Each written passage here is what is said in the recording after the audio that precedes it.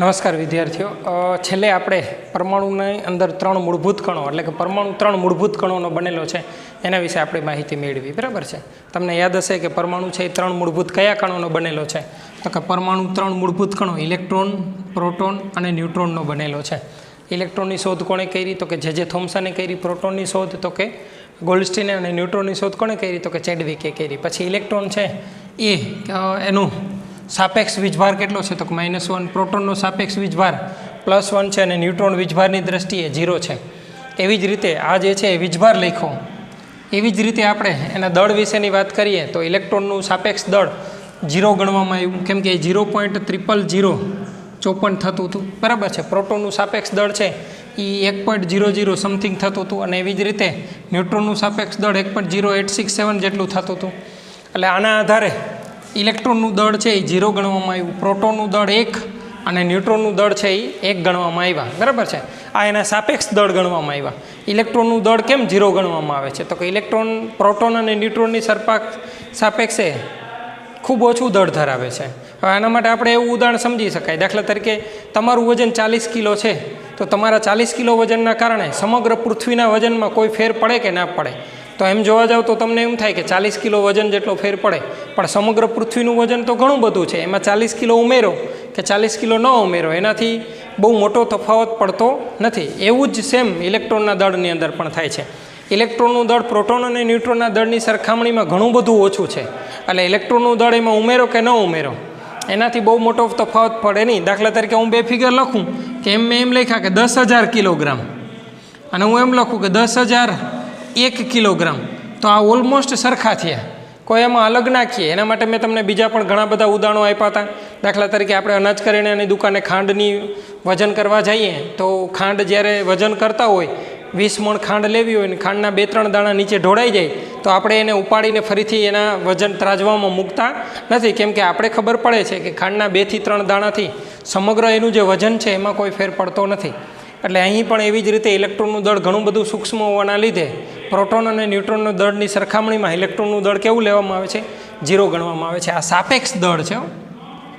બરાબર છે? એવી જ રીતે આ વીજભાર છે એ પણ સાપેક્ષ વીજભાર છે. નિરપેક્ષ વીજભાર અને નિરપેક્ષ દળ કેટલા હોય તો એની ટેક્સ્ટબુકમાં માહિતી આપી છે. અગાઉના લેક્ચરની અંદર આપણે પણ સમજ્યું છે કે નિરપેક્ષ દળ કેટલું હોય અને નિરપેક્ષ વીજભાર છે એ કેટલો, એ પણ આપણે યાદ રાખવો પડશે, કેમ કે ઘણા બધા દાખલાઓની અંદર નિરપેક્ષ દળ અને નિરપેક્ષ વીજભારની જરૂરિયાત ઊભી થતી હોય છે. મોટા ભાગે આપણે સાપેક્ષ દળ અને સાપેક્ષ વીજભારની જરૂરિયાત હોય છે, પણ ક્યારેક ક્યારેક અમુક જગ્યાએ નિરપેક્ષ દળ અને નિરપેક્ષ વીજભારની પણ જરૂરિયાત ઊભી થાય છે. એટલે આપણે એ આંકડો યાદ રાખવો પડે. ટેન્ટેટિવલી આપણે એટલી ખબર પડવી જોઈએ. એમાં ખાસ કરીને ઇલેક્ટ્રોનનું દળ છે એ આપણે યાદ રાખવું પડશે કે 9.1 × 10⁻31 કિલોગ્રામ જેટલું છે, કેમ કે ઘણા બધા દાખલાઓ જ્યારે આપણે કરશું આ ચેપ્ટરની અંદર ત્યારે એ ઉપયોગી છે એ થશે. હવે ત્યારબાદ આપણે શીખી ગયા આપણે, અને વૈજ્ઞાનિકોએ એના આધારે શોધ કરી કે પરમાણુ છે એ અવિભાજ્ય નથી. પરમાણુ 3 મૂળભૂત કણોનો બનેલો છે. કયા 3 મૂળભૂત કણો? તો કે એ 3 ઇલેક્ટ્રોન, પ્રોટોન અને ન્યુટ્રોન છે. જેવા આ 3 મૂળભૂત કણોની શોધ થઈ એટલે પ્રશ્ન ઉદ્ભવ્યો. શું પ્રશ્ન ઉદ્ભવ્યો? તો કે હવે આ કણો છે એ પરમાણુની અંદર કેવી રીતે ગોઠવાયેલા હશે? શું બધા જ કણો એક જ જગ્યાએ હશે કે અલગ અલગ જગ્યાએ ગોઠવણી હશે? એવા પ્રશ્નો વૈજ્ઞાનિકોને ઉદ્ભવ્યા. એટલે એ પ્રશ્નનો જવાબો મેળવવા માટે જુદા જુદા ઘણા બધા વૈજ્ઞાનિકોએ પ્રયત્ન કર્યા. એમાંથી અહીં આપણે કેટલાક વૈજ્ઞાનિકોના પ્રયત્નો જોવાના છે. એમાંથી સૌથી પહેલો પ્રયત્ન થોમ્સન દ્વારા કરવામાં આવ્યો, આપણે એનો પ્રયત્ન જોવાનો છે. ત્યારબાદ બીજો પ્રયત્ન, શેના વિશેનો પ્રયત્ન વાત કરું છું? તો કે પરમાણુની અંદર જે 3 મૂળભૂત કણો છે, 3 મૂળભૂત કણો કયા? ઇલેક્ટ્રોન, પ્રોટોન અને ન્યુટ્રોન. આ પરમાણુની અંદર કેવી રીતે ગોઠવાયેલા છે? તમને ખ્યાલ જ છે કેવી રીતે ગોઠવાયેલા છે? ખ્યાલ છે ને? તો કે પરમાણુનું જે કેન્દ્ર છે એ કેન્દ્રની અંદર પ્રોટોન અને ન્યુટ્રોન છે, અને કેન્દ્રની ફરતે વર્તુળાકાર માર્ગ છે જેને આપણે કક્ષા કહીએ છીએ. એ કક્ષાની અંદર ઇલેક્ટ્રોન ગોઠવાયેલા છે. આવું તમે જાણો જ છો. બરાબર? પણ આવી માહિતી કંઈ તાત્કાલિક કોઈ એક વૈજ્ઞાનિક દ્વારા સીધી આપવામાં આવી નથી. ઘણા બધા વૈજ્ઞાનિકોએ જુદા જુદા પ્રયત્નો કર્યા અને ત્યારબાદ આ છેલ્લે માહિતી આપવામાં આવી છે. તો એમાં કોણે પ્રયત્નો કર્યા છે? તો કે એમાં સૌથી પહેલો પ્રયત્ન થોમ્સન, જેમણે ઇલેક્ટ્રોનની શોધ કરી હતી, એ જ વૈજ્ઞાનિક જે થોમ્સને સૌથી પહેલો પ્રયત્ન કર્યો. ત્યારબાદ બીજા નંબરનો પ્રયત્ન છે રુથરફોર્ડ નામના વૈજ્ઞાનિક દ્વારા કરવામાં આવ્યો, અને ત્રીજો પ્રયત્ન છે નીલ બોહર એટલે કે બોહર નામના વૈજ્ઞાનિક દ્વારા કરવામાં આવ્યો. આ 3 પ્રયત્નોને અંતે આધુનિક પરમાણુ નમૂનો રજૂ થયો. આધુનિક એટલે તો કે તમે જે અત્યારે અભ્યાસ કરો છો તે અભ્યાસ કરો છો એ એટલે ધોરણ 9ની અંદર તમે જે શીખી ગયા છો અને આ પ્રકરણની અંદર હજી અંતે શીખવાના છો જે તમે, બરાબર, એને આપણે આધુનિક પરમાણુ નમૂનો કહેશું. એ આધુનિક પરમાણુ નમૂનો સીધો શોધાયો નથી. હવે તો તમને એમ થશે કે આધુનિક પરમાણુ નમૂનો કોણે શોધ્યો?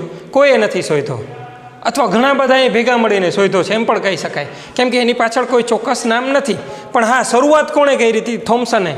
ત્યારબાદ રુથરફોર્ડ, ત્યારબાદ નીલ બોર અને ત્યારબાદ આધુનિક પરમાણુ નમૂનો છે એ સામે આવ્યો છે, એટલે કે જેનો આપણે અભ્યાસ કરીએ છીએ. તો એમાં સૌથી પહેલો પ્રયત્ન કોણે કર્યો? તો થોમ્સને. થોમ્સને શું આપ્યું? પરમાણુ નમૂનો. આ પરમાણુ નમૂનાની અંદર શું શીખવાનું? તો કે પરમાણુ નમૂનાની અંદર આપણે એવું શીખવાનું છે કે પરમાણુની અંદર પ્રોટોન, ઇલેક્ટ્રોન અને ન્યુટ્રોન કેવી રીતે ગોઠવાયેલા છે એના વિશે આપણે માહિતી મેળવવાની છે. તો એમાં સૌથી પહેલો પરમાણુ નમૂનો થોમ્સનનો પરમાણુ નમૂનો આપણે આજે શીખીએ.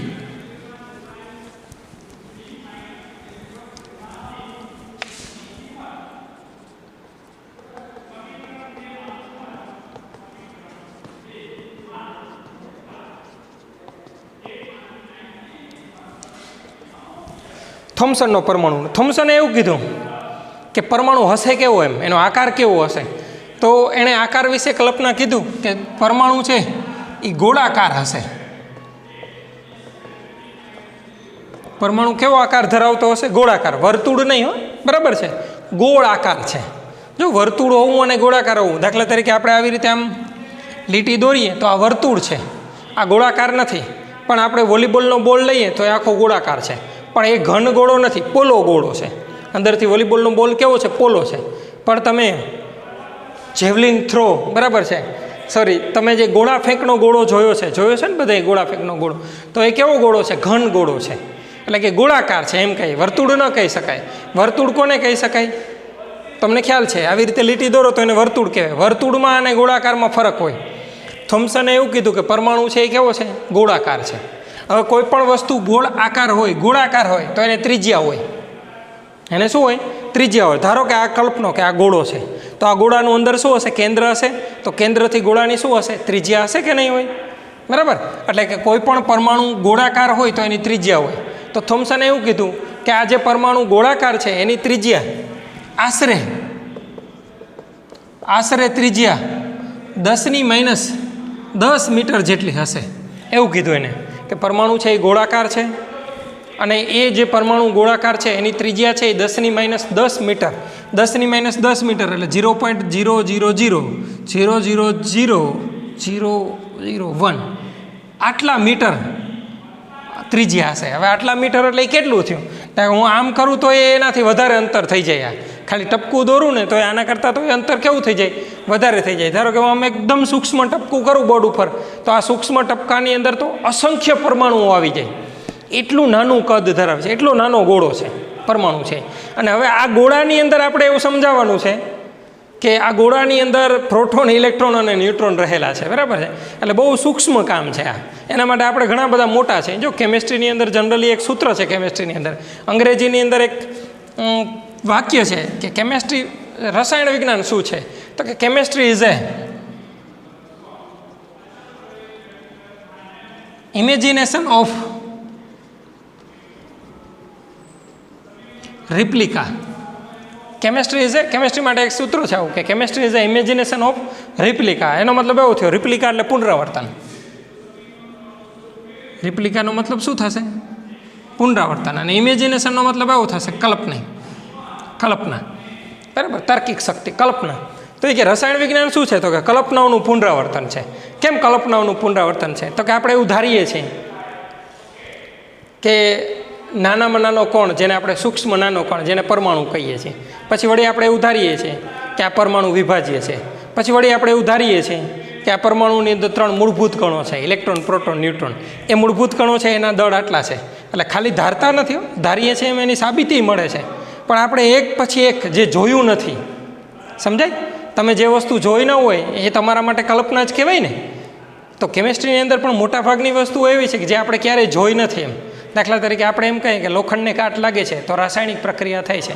તમે ક્યારેય રાસાયણિક પ્રક્રિયા થતી જોઈ છે? ના, ક્યારેય જોઈ નથી. બરાબર. દાખલા તરીકે સોડિયમ હાઇડ્રોક્સાઇડની અંદર હાઇડ્રોક્લોરિક એસિડ ઉમેરો તો એમાં રાસાયણિક પ્રક્રિયા થાય, NaCl બને અને પાણીનો અણુ છૂટો પડે. તો એમની વચ્ચે રાસાયણિક પ્રક્રિયા થાય છે એ આપણે ખબર છે, કેમ કે હવે એ એસિડે નથી ને હવે બેઝે નથી, એ તટસ્થ થઈ ગયું. એટલે આપણે ખબર પડી કે અંદર રાસાયણિક પ્રક્રિયા થઈ, પણ રાસાયણિક પ્રક્રિયા થતી જોઈ છે નથી જોઈ, એટલે આપણે કલ્પના જ કરવી પડે. એટલા માટે કેમિસ્ટ્રીની અંદર એવું કહેવામાં આવે છે કે chemistry is a imagination of replica. જો આપણે કેટલું પુનરાવર્તન, કેટલી ધારણા કરીએ છીએ, તો આપણે એવું ધાર્યું કે પરમાણુ છે, અવિભાજ્ય છે, પરમાણુની અંદર 3 મૂળભૂત કણો છે, ઇલેક્ટ્રોન, પ્રોટોન અને ન્યુટ્રોન. એમાંથી પ્રોટોન અને ન્યુટ્રોન કેન્દ્રની અંદર ગોઠવાયેલા છે, કેન્દ્રની ફરતે વર્તુળાકાર માર્ગ ઉપર ઇલેક્ટ્રોન આવેલા છે, ઇલેક્ટ્રોનનું દળ સૂક્ષ્મ છે, એ બધું ધારીએ જ છે ને. આમાંથી કોઈ પણ વસ્તુ નજરે જોઈ નથી, છતાં પણ આપણે ધારીએ છીએ. એટલા માટે કેમિસ્ટ્રી માટે આ સૂત્ર લાગુ પડે છે, chemistry is imagination of replica. હવે આપણે આપણા મૂળ મુદ્દા ઉપર પાછા આવી જઈએ. જો અહીંયા શું કીધું છે થોમ્સને, કે પરમાણુ કેવો, થોમ્સને ધાર્યો પરમાણુને નથી ગોળાકાર, એને ચોરસ નથી ધાર્યો, એને નથી ત્રિકોણ ધાર્યો, એને એવું કીધું પરમાણુ છે એ કેવો છે, ગોળાકાર છે. અને તો કોઈ પણ વસ્તુ ગોળાકાર હોય તો એની કંઈક ત્રિજ્યા હોય ને, તો એની ત્રિજ્યા કેટલી છે, 10⁻10 મીટર જેટલી ત્રિજ્યા ધરાવે છે એમ કીધું. પછી એણે કીધું કે પરમાણુની અંદર જ્યારે થોમ્સને પરમાણુ નમૂનો આપ્યો ને, ત્યારે એ સાલ હતી 1898ની સાલ હતી. કયું વર્ષ હતું, 1898. હવે 3 મૂળભૂત કણો શોધાણા, એના વર્ષ યાદ કરો જોઈએ. તો કે 1897માં ઇલેક્ટ્રોનની શોધ થઈ, 1886માં પ્રોટોનની શોધ થઈ, અને 1908ની અંદર ન્યુટ્રોનની શોધ થઈ. એનો મતલબ એવો થયો કે થોમ્સને જ્યારે પરમાણુ નમૂનો આપ્યો 1886, 1897 ને 1898, એટલે ત્યારે હજી શું નહોતું શોધાણું, ન્યુટ્રોનની ત્યારે શોધ થઈ નથી. ન્યુટ્રોનની શોધ નથી થઈ એ પહેલાં થોમ્સને પરમાણુ નમૂનો આપ્યો છે. એટલે થોમ્સનના પરમાણુ નમૂનાની અંદર ક્યાંય ન્યુટ્રોન નથી, કેમ કે હજી ન્યુટ્રોન નામનો કણ તો તે સમયે શોધાયો જ નહોતો. એમ એના પછીના જે વૈજ્ઞાનિકો આવે છે, એટલે રુથરફોર્ડને, એ તે સમયે ન્યુટ્રોન શોધાઈ ગયો હતો, એટલે એમાં ન્યુટ્રોન વિશે ચર્ચા છે, પણ થોમ્સનના પરમાણુ નમૂનામાં ન્યુટ્રોન વિશે ચર્ચા નથી. થોમ્સને માત્ર 2 જ કણોને પરમાણવીય કણો ધાર્યા છે. કયા 2 કણો, તો કે પ્રોટોન અને ઇલેક્ટ્રોન. એમાં પ્રોટોન કેવો વીજભાર ધરાવે છે, ધન વીજભાર, અને ઇલેક્ટ્રોન કેવો વીજભાર ધરાવે છે, ઋણ વીજભાર ધરાવે છે. એણે એવું કીધું કે પરમાણુ ગોળાકાર છે, એમની ત્રિજ્યા આશરે 10⁻10 મીટર છે. પરમાણુ એ ધન વીજભારિત ગોળો છે. ખાલી ગોળો નથી, પરમાણુ છે એ કેવો છે, ધન વીજભારિત ગોળો છે, આખો ધન વીજભારિત ગોળો છે પરમાણુ. એની અંદર ઋણ વીજભારિત ઇલેક્ટ્રોન તેમાં ગોઠવાયેલા છે. એટલે એણે એવું કીધું કે પરમાણુ છે એ ધન વીજભારિત ગોળો છે, અને એમાં થોડા અંતરે ઋણ વીજભારિત ઇલેક્ટ્રોન છે એ ગોઠવાયેલા છે. દાખલા તરીકે આપણે વાત કરીએ કાર્બનની, કાર્બન નામના પરમાણુની અંદર, તો કાર્બનમાં 6 પ્રોટોન હોય અને 6 ઇલેક્ટ્રોન હોય, બરાબર છે. એટલે 6 ધન વીજભારિત છે અને 6 ઋણ વીજભારિત ઇલેક્ટ્રોન છે. તો કાર્બનનું પરમાણુ દોરવું હોય તો એને એમ કીધું કે આવો ધન વીજભારિત ગોળો છે. એમ આ ધન વીજભારિત આખો ગોળો, વર્તુળ નહીં હો, ગોળો, ધન વીજભારિત ગોળો છે, આવી રીતે ઘન ગોળો છે. અને એમાં અમુક અંતરે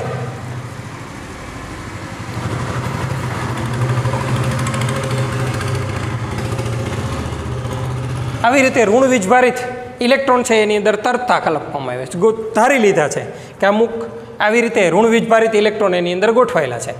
એનો મતલબ એવો થાય કે જેટલા ધન વીજભાર છે, આ જો આખો જે ગોળો છે એ ધન વીજભારિત છે, એટલો જ પાછા સામે ઋણ વીજભાર છે. એટલે પરમાણુ વીજભારની દ્રષ્ટિએ, એટલે આપણે એના પછીનો મુદ્દો એવો લખવાનો કે જો આપણે આ મુદ્દાઓ યાદ રાખવાના છે, પરમાણુ ગોળાકાર છે, આપણે એને થોડાક સુવાચ્ય અક્ષરે લખીએ એટલે તમે લખી શકો. સૌથી પહેલો મુદ્દો શું છે કે પરમાણુ ગોળાકાર છે, પરમાણુની ત્રિજ્યા આશરે 10⁻10 મીટર છે. પરમાણુ ગોળાકાર છે, પરમાણુની ત્રિજ્યા આશરે 10⁻10 મીટર છે. પરમાણુ એ ધન વીજભારિત ગોળો છે, એટલે કે જે ધન વીજભાર છે એ ગોળો આખો છે એ પોતે ધન વીજભારિત છે. ઇલેક્ટ્રોન તેમાં ઋણ વીજભારિત ઇલેક્ટ્રોન, બરાબર, તેમાં ઋણ વીજભારિત ઇલેક્ટ્રોન ગોઠવાયેલા છે. એટલે પરમાણુ એ ધન વીજભારિત ગોળો છે અને એમાં ઋણ વીજભારિત ઇલેક્ટ્રોન છે એ કેવી રીતે અમુક અમુક અંતરે ગોઠવાયેલા છે. જેટલા પ્રોટોન છે એટલા જ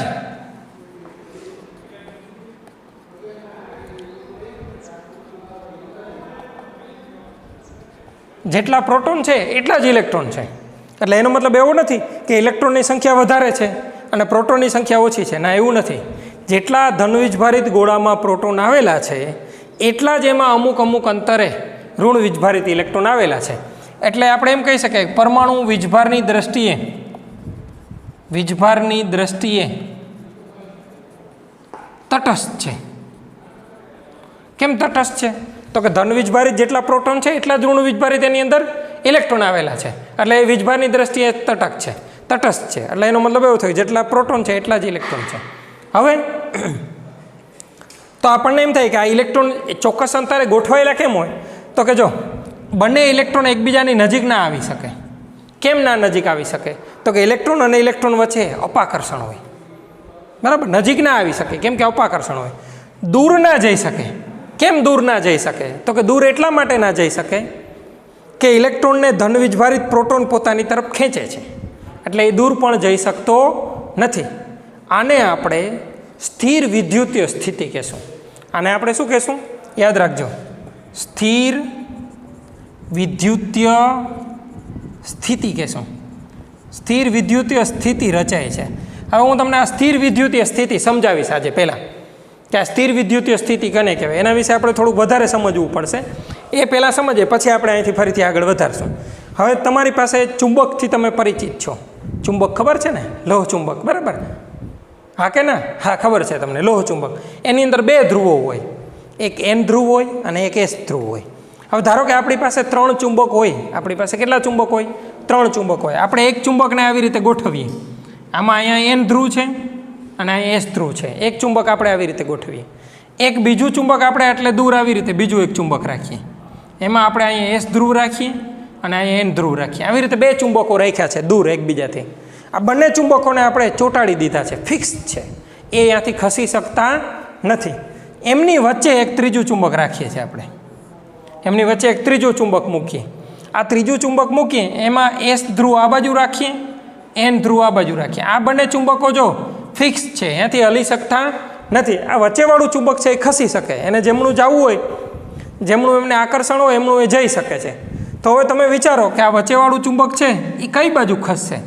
તો કે એને આ બાજુથી પણ આકર્ષણ છે, હા કે ના? કેમ કે આ એન ધ્રુવ છે ને આ એસ ધ્રુવ છે એટલે એને આ બાજુથી પણ આકર્ષણ લાગે છે. તો એ કઈ બાજુ ખસે? એકેય બાજુ નહીં ખસે. કેમ? તો કે આકર્ષણ બળ નથી લાગતું? ના, લાગે છે ને આકર્ષણ બળ. તો કેમ ખસતો નથી? તો કે એટલા માટે નથી ખસતો કે એને બંને બાજુથી સમાન આકર્ષણ બળો લાગે છે. બંને બાજુથી સમાન આકર્ષણ બળો લાગતા હોવાના કારણે એ સ્થિર ને સ્થિર રહે છે, સ્થળાંતર થતું નથી. શા માટે સ્થળાંતર નથી થતું? તો કે બંને બાજુ સમાન બળો લાગે છે. હવે ફરીથી એક એવી ને એવી બીજી વસ્તુ સમજું. જો મારી પાસે પેન છે, આ પેનને હું આમ ધક્કો મારું તો આમ ખસે, આ પેનને હું આ બાજુ ધક્કો મારું તો આ બાજુની સાઈડમાં ખસે. હવે પેનને હું બંને બાજુથી આમ ખેંચું તો આ બાજુ ખસે, આમ ખેંચીએ તો આ બાજુ ખસે, પણ બંને બાજુથી ખેંચીએ તો શું થાય? તો કે તો પણ બંને બાજુથી સરખા બળો જો લાગે તો પેનનું નથી આ બાજુની સાઈડમાં સ્થળાંતર થતું, નથી પેનનું આ બાજુની સાઈડમાં સ્થળાંતર થતું. પેન એકેય બાજુ સ્થળાંતરિત થતી નથી. પેન વચ્ચે ને વચ્ચે સ્થિર રહે છે. કેમ એવું થાય છે? તો કે બંને બાજુ સમાન બળો લાગે છે. એટલે આવી સ્થિતિને સ્થિર વિદ્યુતીય સ્થિતિ કહેવાય. અહીંયા બળ લાગે છે અને અહીંયા છે ને વિદ્યુત બળ લાગે છે. અહીંયા જે બળ લાગે છે એને શું કહેવાય છે? વિદ્યુત બળ લાગે છે. અહીંયા જે બળ લાગે છે એને ચુંબક બળ લાગે છે. જો આ ચુંબકીય બળ છે, સમજો. આ ચુંબકીય બળ છે, આ ખાલી બળ છે, બળ, બરાબર. અને અહીંયા છે વિદ્યુત બળ લાગે છે. જો હવે તને વિશે હું ફરીથી એકવાર, વિદ્યુત બળ એટલે કોને કહેવાય? તો કે વીજભારના કારણે બળ ઉત્પન્ન થાય છે. વીજભાર કોને? તો કે ધન વીજભાર અને ઋણ વીજભારના કારણે. ચુંબકીય બળ તો કે ચુંબકોના કારણે જે બળ લાગે છે એ. અને આ ખાલી આપણે જે રોજિંદા જીવનમાં વ્યવહારમાં બળનો પ્રયોગ કરતા હોય ને એ બળ, આ બરાબર છે. આ પેનમાં લગાડું છું એ બળ છે. પેન ન આ બાજુ ખસે છે, નથી પેન આ બાજુની સાઈડમાં ખસતી. કેમ કે બંને બાજુ સમાન બળો લાગે છે એટલે. એવી જ રીતે બંને બાજુ સરખો ધક્કો મારો તો પણ એવું જ થાય, તો પેનનું એકેય બાજુ સ્થળાંતર થાય નહીં. ધારો કે આ બાજુની સાઈડથી વધારે ધક્કો મારો તો પેન આમ ખસે, એવી જ રીતે આ બાજુની સાઈડથી વધારે ધક્કો મારીએ તો આમ ખસે. પણ બંને બાજુથી સરખો ધક્કો મારો તો પેનનું એકેય બાજુ કોઈ પણ દિશામાં સ્થળાંતર થતું નથી, સમાન બળ લાગે છે. એટલે યાદ રાખજો. એટલે સ્થિતિ કેવી રચાય? સ્થિર સ્થિતિ રચાય. અહીંયા પણ એવું જ છે કે આ જે ઇલેક્ટ્રોન છે એ નજીક ના આવી શકે એકબીજાની.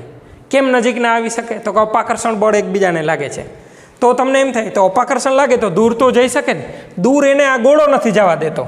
એ ગોળો કેવો છે? ધનવીજભારિત છે. ગોળો કેવો છે? ધનવીજભારિત. એ કેમ દૂર ન જવા દે? તો કે એને ખેંચી રાખે પોતાની તરફ. એટલે એવી સ્થિતિને સ્થિર વિદ્યુતીય સ્થિતિ કહેવાય. એટલે થોમ્સને સમજાવ્યું કે આમાં સ્થિર વિદ્યુતીય સ્થિતિ રચાય છે.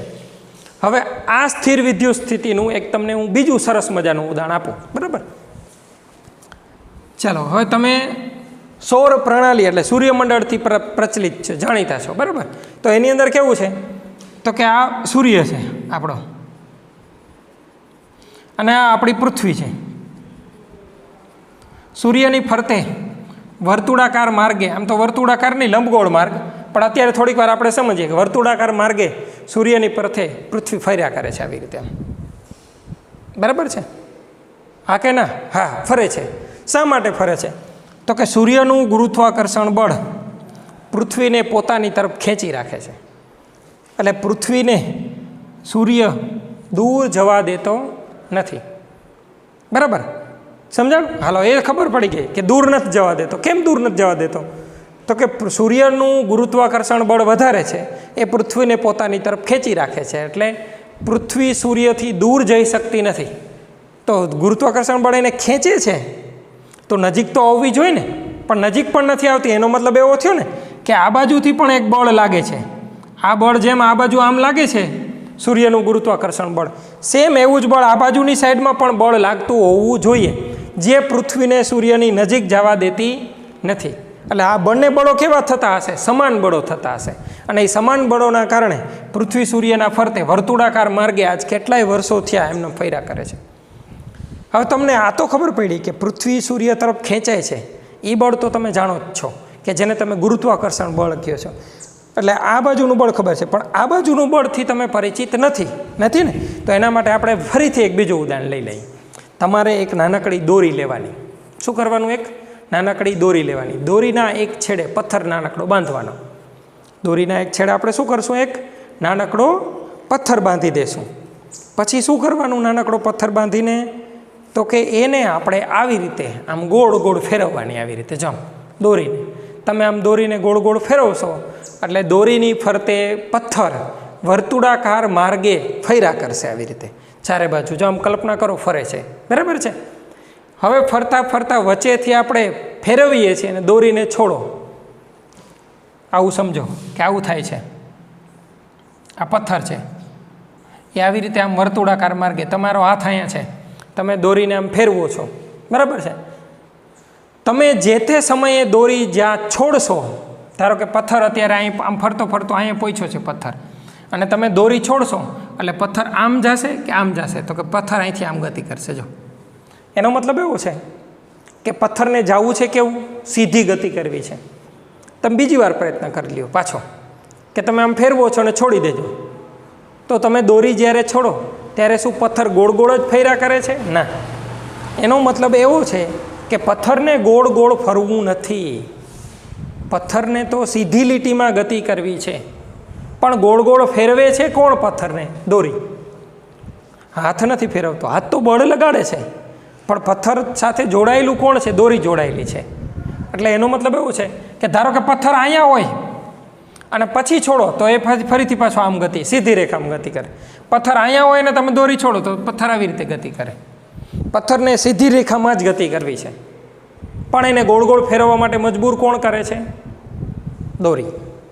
સેમ એવું જ વસ્તુ અહીંયા છે. પૃથ્વીને એની પોતાની ગતિ ઉર્જા છે, યાદ રાખજો. પૃથ્વીને એની પોતાની ગતિ ઉર્જા છે. આ ગતિ ઉર્જાના કારણે પૃથ્વીને જવું છે કેવું? સીધું જવું છે, પણ એને સીધું કોણ નથી જવા દેતું? સૂર્યનું ગુરુત્વાકર્ષણ બળ. એટલે હવે આપણને એમ થાય કે તો અંદર કેમ ના જઈ રહી? અંદર એટલા માટે જાય કે પૃથ્વીને જવું છે સીધું, પણ એને ગોળ ગોળ ફેરવવા કોણ મજબૂર કરે છે? સૂર્યનું ગુરુત્વાકર્ષણ બળ. હવે આની ગતિ ઉર્જાના કારણે જે બળ લાગે છે એ બળ કેની? પૃથ્વીની ગતિ ઉર્જાના કારણે, ગતિમાં પણ બળ હોય, ગતિકીય બળ આપણે જેને કહીએ એ બળ અને સૂર્યનું ગુરુત્વાકર્ષણ બળ બંને કેવા હશે? સરખા હશે. ધારો કે એક પણ વધી જાય તો કાં પૃથ્વી નજીક આવી જાય કાં પૃથ્વી દૂર જતી રહે. પણ આજ કેટલાય વર્ષો થયા પૃથ્વી સૂર્યની ફરતે એક જ માર્ગ ઉપર વર્તુળાકાર માર્ગે એમનો સતત ગતિ કરે છે. એની પાછળ જવાબદાર બે ગણો, એક પૃથ્વીની ગતિ ઉર્જા, બીજું સૂર્યનું ગુરુત્વાકર્ષણ બળ. બંને છે એ કેવા થઈ જાય છે? સરખા છે. સરખા હોવાના કારણે આ દૂર ધકેલે છે, આ નજીક ખેંચી રાખે છે. એટલે એના કારણે પૃથ્વી સ્થિરને સ્થિર આમનો ફર્યા કરે છે. સ્થિરને સ્થિર મતલબ એક જ માર્ગે ફર્યા કરે છે. હવે સેમ વસ્તુ અહીંયા પણ લાગુ પડે છે. તો આ જે સ્થિતિ રચાણી એને આપણે સ્થિર સ્થિતિ કહેવાય. અહીંયા પણ એવું જ છે કે અહીંયા તમે ધારી લ્યો કે આ ઇલેક્ટ્રોન છે જે ઋણ વીજભારિત છે, બરાબર છે. એની અંદર એ કેમાં ગોઠવાયેલા છે? તો કે આ ધન વીજભારિત ગોળામાં ગોઠવાયેલા છે. હવે આ ઇલેક્ટ્રોન એકબીજાની નજીક ના આવી શકે એમ, એટલા માટે એમની વચ્ચે અપાકર્ષણ છે. તો આપણને એમ થાય કે દૂર તો જાય, દૂર કોણ ન જવા દે? તો કે એના ધન વીજભારિત ગોળો. એટલે કેવી સ્થિતિ રચાય? યાદ રાખજો, સ્થિર વિદ્યુતીય સ્થિતિ. શબ્દ યાદ રાખવાનો છે. સ્થિર વિદ્યુતીય સ્થિતિમાં બંને બાજુ સરખી રીતે વિદ્યુતીય બળ લાગે છે. શું યાદ લાગે છે? શું યાદ રાખવાનું? કેવું બળ લાગે છે? વિદ્યુતીય બળ લાગે છે. બંને બાજુ સમાન રીતે વિદ્યુતીય બળ લાગે છે. બળના પ્રકારો તમને ખબર છે? ન ખબર હોય તો યાદ રાખો. બળ આપણે ભૌતિક બળ જે દરરોજ વાપરીએ, કોઈને ધક્કો મારીએ, કોઈ પાસેથી કંઈ ઝટી લઈએ, કોઈ બેન્ચને ધક્કો મારીએ, કોઈને ઝાપટ મારી દઈએ, આ ભૌતિક બળ, બરાબર છે. પછી આપણે ચુંબક વડે જે ચુંબકોમાં બળ લાગે છે એને ચુંબકીય બળ કહેવાય. અને ઇલેક્ટ્રોન અને પ્રોટોન, ધન વીજભાર અને ઋણ વીજભાર એમની વચ્ચે જે બળ લાગે છે એને આપણે શું નામ આપશું? વિદ્યુતીય બળ નામ આપશું. હવે અહીંયા બંને બાજુ વિદ્યુતીય બળ સરખું થાય છે એટલે એવી સ્થિતિને શું કહેવાય? સ્થિર વિદ્યુતીય સ્થિતિ. કેમ કે બંને બાજુ સરખા બળ લાગે છે એટલે એમ થોમ્સને એવું કીધું કે એમની વચ્ચે સ્થિર વિદ્યુતીય સ્થિતિ રહી જાય છે. થોમ્સનને આ પરમાણુ નમૂના માટે અલગ બીજા નામ પણ આપ્યા. એણે એવું કીધું કે આ જે થોમ્સનનો પરમાણુ નમૂનો છે બીજા નામથી પણ ઓળખીતો છે. એક તડબૂચ, એટલે તરબૂચ આપણે જેને કહીએ, તડબૂચ અથવા પ્લમ પુડિંગ અથવા રાઝન પુડિંગ, બરાબર છે. આ નામથી પણ આ નમૂનો ઓળખાય છે. થોમ્સને આપ્યો એટલે થોમ્સનનો પરમાણુ નમૂનો તો ખરો, પણ આને તરબૂચનો નમૂનો પણ કહેવાય. તરબૂચ હોય ને એનો નમૂનો પણ કહેવાય. આને પ્લમ પુડિંગનો નમૂનો પણ કહેવાય, એનું બીજું નામ છે. અને એને રાઝન પુડિંગ પણ કહેવાય, બરાબર છે. હવે આપણને ખબર પડે કેમ એને એવું કહેતા હશે? તો એટલા માટે એવું કહે છે. એમાંથી જો સૌથી પહેલાં આપણે તરબૂચ વિશે શીખીએ કે કેમ એને તરબૂચ એવું નામ આપ્યું છે આ પરમાણુ નમૂનાને. તો કે તરબૂચ એટલા માટે એને નામ આપ્યું છે કે એને તરબૂચ જેવો જ છે. તમે હવે તરબૂચ જોયું છે? તો કે તરબૂચ છે એની અંદર આખો ગર્ભ હોય, એમાં થોડા થોડા અંતરે અંદર બી ગોઠવાયેલા હોય કે નહીં? હવે તમારે ધારવાનું છે કે એ જે તરબૂચનો ગર્ભ છે એ ધન વીજભારિત ગોળો, અને એમાં જે અંતર બી જે એના જે તરબૂચના બી છે એને આપણે ઋણ વીજભારિત શું લેવાના છે? ઇલેક્ટ્રોન લેવાના છે, ગણવાના છે. એટલે એ નમૂનાને શું નામ આપ્યું છે? તરબૂચ એવું નામ આપ્યું છે. હવે આપણને એમ થાય પ્લમ પુડિંગ અને રાઝન પુડિંગ શું હશે? વિચારો જોઈએ શું હશે? આ બંને ખાવાની વાનગીઓ છે, પ્લમ પુડિંગ અને રાઝન પુડિંગ. ખાવાની વાનગીઓ કેના જેવી? તો કે ભાતમાંથી બનેલી ખાવાની વાનગીઓ છે, બીજું કાંઈ નથી. હવે કેવી રીતે બનેલી હશે? તો કે તમે કેક જોઈ હશે, જોઈ છે ને કેક? આવી રીતે કેક હોય, બરાબર છે. કેકમાં ઉપર આવી રીતે ઘણી વખત આવી રીતે કેકની ઉપર આવી રીતે બીજી અલગ અલગ ડિઝાઇન ગોઠવેલી હોય. સેમ એવી જ રીતે પ્લમ પુડિંગ અને રાઝન પુડિંગ છે એ બંને ખાવાની વાનગીઓ છે. તમે ઓનલાઈન એને સર્ચ પણ કરી શકશો. તમારે ફોટો કે જોવો હોય પ્લમ પુડિંગ કેવું હોય, રાઝન પુડિંગ કેવું હોય, તો તમે યુટ્યુબમાં અથવા બીજી કોઈ પણ વેબની અંદર તમે ઓનલાઈન એને સર્ચ કરજો તો તમને પ્લમ પુડિંગ અને રાઝન પુડિંગ કેવા છે એના તમને ફોટા જોવા મળશે, બરાબર છે. પ્લમ પુડિંગ અને રાઝન પુડિંગ આ બંને ખાવાની વાનગીઓ છે. એ આવી હોય આ કેક જેવી. એમાં પણ જો એવું જ છે કે આ આખો ગર્ભ છે, આ એમાં આવી રીતે ચોક્કસ અંતરે ઇલેક્ટ્રોન છે એ ગોઠવાયેલા છે. એટલે થોમ્સનના પરમાણુ નમૂનાને બીજા પણ કેટલાક નામો છે.